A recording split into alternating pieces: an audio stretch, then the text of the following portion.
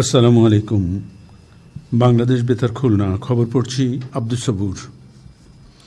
প্রধানমন্ত্রী তারেক রহমান আজ সকাল 10টায় ঢাকার কড়াইল বস্তির টিএনটি খেলার মাঠে ফ্যামিলি কার্ডের উদ্বোধন করবেন। প্রথম পর্যায়ে দেশের 13টি জেলার 15টি ওয়ার্ডের 37,567 পরিবারকে ফ্যামিলি কার্ড দেওয়া হচ্ছে। এ কর্মসূচির আওতায় এসব পরিবার প্রতি মাসে 2,500 টাকা করে আর্থিক সহায়তা পাবেন। এর ফলে তৃণমূল পর্যায়ের মানুষ উপকৃত হবেন। এদিকে এ উপলক্ষে খুলনার খালিশপুর নয়াবাটি হাজী শরিয়াতুল্লাহ বিদ্যাপীঠ প্রাঙ্গণে আজ সকাল 10টায় উপকারভোগীদের মধ্যে ফ্যামিলি কার্ড বিতরণ কার্যক্রমের উদ্বোধন করা হবে। জাতীয় সংসদের হুইপ রকিবুল ইসলাম বকুল এতে প্রধান অতিথি এবং খুলনা সিটি কর্পোরেশনের প্রশাসক নজরুল ইসলাম মঞ্জু অনুষ্ঠানে বিশেষ অতিথি থাকবেন। জেলা প্রশাসক আসম জামশেদ খন্দকারের সভাপতিত্বে বিভাগীয় commissioner Mohammad Mukhtar Ahmed, DIG Mohammad Rezaul Haque, police commissioner Mohammad Jahidul Hasan, police super Mohammad Mahbubur Rahman, কেসিসির প্রধান নির্বাহী কর্মকর্তা রাজীব আহমেদ ও বিভাগীয় সমাজসেবা কার্যালয়ের পরিচালক অনিন্দিতা রায় অনুষ্ঠানে উপস্থিত থাকবেন। উদ্বোধনী দিনে খুলনায় 1000 সুবিধাভোগীকে ফ্যামিলি কার্ড দেওয়া হবে এবং বাকি কার্ডগুলো পর্যায়ক্রমে সুবিধাভোগীদের দেওয়া হবে। যশোরের চৌগাছা পুরাপাড়া সড়কের টেঙ্গৌর মোড় থেকে কমলাপুর পর্যন্ত 4 কিলোমিটার সড়ক সংস্কার কাজের গতকাল উদ্বোধন করা হয়। সংসদ সদস্য ডাক্তার মোসলেউদ্দিন ফরিদ প্রধান অতিথি হিসেবে এর উদ্বোধন করেন। উপজেলা নির্বাহী কর্মকর্তা, উপজেলা সহকারী কমিশনার ভূমি, উপজেলা স্বাস্থ্য ও পরিবার পরিকল্পনা কর্মকর্তা ও উপজেলা নির্বাহী প্রকৌশলী সহ গণ্যমান্য ব্যক্তিবর্গ এ সময় উপস্থিত ছিলেন। স্থানীয় সরকার প্রকৌশল অধিদপ্তরে এলজিইডি প্রায় 4 কোটি টাকা ব্যয়ে প্রকল্পটি বাস্তবায়ন করছে। খাদ্যদ্রব্যের মান ও মূল্য তথা বাজার ব্যবস্থাপনা সহনী পর্যায়ে রাখার বিষয়ে বিভিন্ন বাজার ব্যবসায়ী সমিতির নেতৃবৃন্দের এক সভা গতকাল খুলনা নগর ভবনের ডিআইজেড মিলনায়তনে অনুষ্ঠিত হয়। সভায় ক্রেতা যেন কাঙ্ক্ষিত পণ্যটি ন্যায্য মূল্যে ক্রয় করতে পারে তা নিশ্চিত করতে কেসিসির পক্ষ থেকে এ সভার আয়োজন করা হয়। সভায় পণ্যের মূল্য তালিকা প্রদর্শন সহ সরকারি সকল নির্দেশনা মেনে ব্যবসা পরিচালনা করার উপর গুরুত্ব আরোপ করা হয়।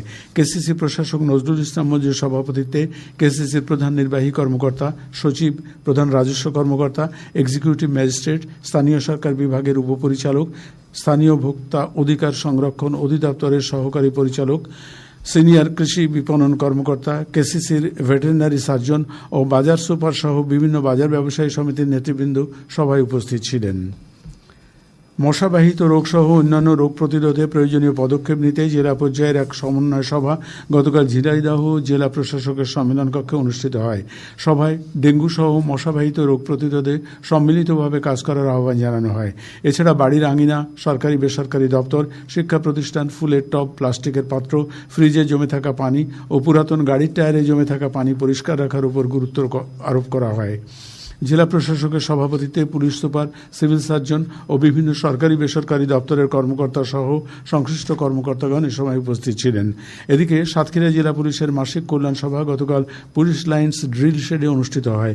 সভায় মেসে উন্নত খাবার পরিবেশন, ড্রেস রুলস মেনে পোশাক পরিধান করা, স্বাস্থ্য সচেতনতা, ব্যক্তিগত ও আবাসস্থলের পরিষ্কার পরিচ্ছন্নতা বজায় রাখা, বিদ্যুতের সঠিক ব্যবহার এবং জনসাধারণের সাথে উত্তম ব্যবহার সহ বিভিন্ন দিক নির্দেশনামূলক নির্দেশনা প্রদান করা হয়।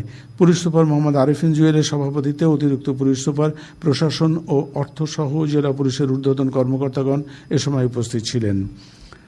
জাতীয় নাগরিক পার্টি এনসিপির উদ্যোগে এক ইফতার মাহফিল গতকাল খুলনা জেলা স্টেডিয়ামে অনুষ্ঠিত হয়। এনসিপির আহ্বায়ক ও বিরোধী দলীয় চিফ হুইপ নাহিদ ইসলাম এতে প্রধান অতিথির বক্তৃতায় বলেন, জুলাই গণ অভ্যুত্থানই বর্তমান সরকারের বৈধতার ভিত্তি। এই বৈধতা প্রতিষ্ঠিত হয়েছে জুলাই সনদ আদেশের মাধ্যমে। কোনো নির্বাচিত সরকার যেন এই বাস্তবতাকে উপেক্ষা না করে। তিনি বলেন, যদি জাতীয় সংসদে আবারও পুরনো সংবিধানের দোহাই দিয়ে সংস্কার কার্যক্রম থেকে সরে দাঁড়ায় বা শপথ গ্রহণের প্রশ্ন এড়িয়ে যায়, তাহলে দেশে শুধু রাজনৈতিক সংকটই তৈরি হবে না, জুলাই গণ অভ্যুত্থান, নির্বাচন এবং অন্তর্বর্তী সরকারের বৈধতাও প্রশ্নবিদ্ধ হয়ে পড়বে। জুলাই সনদ আদেশ কার্যকর করেই নতুন বাংলাদেশ বিনির্মাণের পথে এগিয়ে যেতে হবে।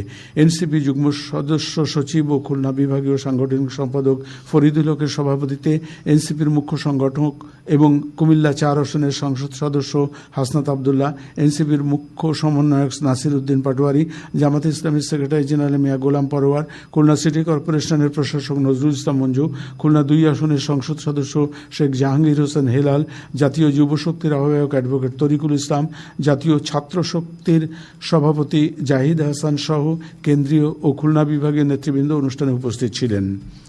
পবিত্র মাহে রমজান উপলক্ষে খুলনা ডুমুরিয়া উপজেলার ধামালিয়া ইউনিয়নের টোলনা গ্রামে গতকাল এক ইফতার ও দোয়া মাহফিল অনুষ্ঠিত হয়।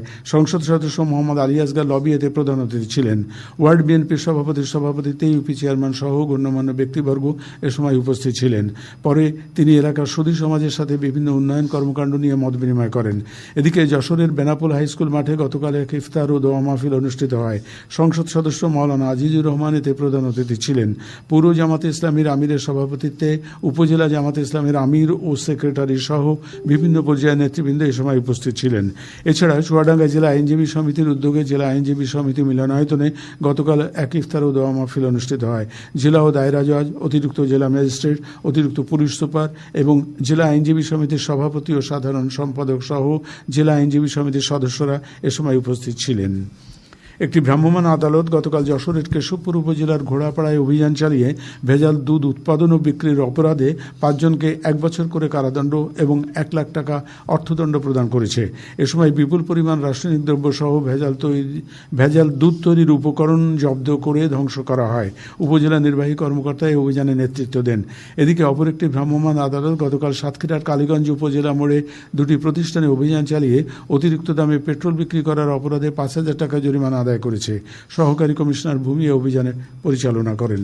আজ 20 রমজান খুলনা মহানগর ও এর পার্শ্ববর্তী এলাকায় ইফতার সন্ধ্যে 6:13 এবং আগামীকাল সাহারির শেষ সময় ভোর 4:56। সবশেষে আবহাওয়া। আজ বেলা 1টা পর্যন্ত পূর্বাভাসে বলা হয়েছে অভ্যন্তরীণ নদীবন্দরগুলোর জন্য কোনো সতর্কবাণী নেই এবং কোনো সংকেত দেখাতে হবে না। খবর শেষ হলো। আমাদের পরবর্তী খবর প্রচারিত হবে দুপুর 12:10 বাংলায়।